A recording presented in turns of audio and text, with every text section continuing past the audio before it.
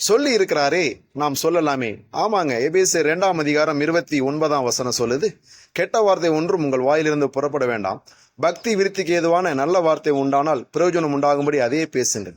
நீங்களும் நானும் இயேசுவை ஆண்டவராக ஏற்றுக்கொண்டிருக்கிறோம். நம்ம கெட்ட வார்த்தை பேசுறது இல்லைங்க. அப்போ வேதம் எதை கெட்ட வார்த்தை சொல்லுதுன்னு பார்த்தீங்கன்னா, என்னாகும் 13:14 பாலும் தேனும் ஓடுகிற செழிப்பான தேசத்துக்கு வனாந்தரத்திலிருந்து கொண்டு போவேன் ஆண்டவர் வாக்கு பண்ணி கொண்டு போறாருங்க. அதை சுற்றி பார்க்கும்படி போன 12 பேர்ல 10 பேர் அவங்க நம்மளை விட பெரிய ஆளுங்க. அவங்க நம்மளை மேற்கொள்வாங்க, அவங்க நம்மளை கொன்று போட்டுருவாங்க, அங்கே போக முடியாது, அவங்க பலவான்களாக இருக்கிறாங்க, நாம் ஒன்றும் இல்லாத ஆளுங்க, அவங்க நம்மளை கொன்று போட்டுருவாங்கன்னு திரும்ப திரும்ப சொன்னாங்க. அதை தான் வேதம் கெட்ட வார்த்தைன்னு சொல்லுது. கர்த்தர் உங்களை நியமித்த ஸ்தானத்துக்கு எதிரான வார்த்தைகளை நீங்கள் பேசாதீங்க. அப்படி பேசும்போது நீங்கள் அந்த ஸ்தானத்தை அடையவே முடியாது.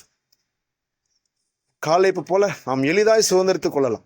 கர்த்தர் நம்ம மேல் பிரியமா இருக்கிறார், அங்கே கொண்டு போய் சேர்ப்பார்னு பேசுங்க. அதன்படி உங்களுக்கு வாய்க்கும். கெட்ட வார்த்தை ஒன்றும் உங்கள் வாயிலிருந்து புறப்பட வேண்டாம் என்று சொல்லியிருக்கிறாரே, நாம் சொல்லலாமே.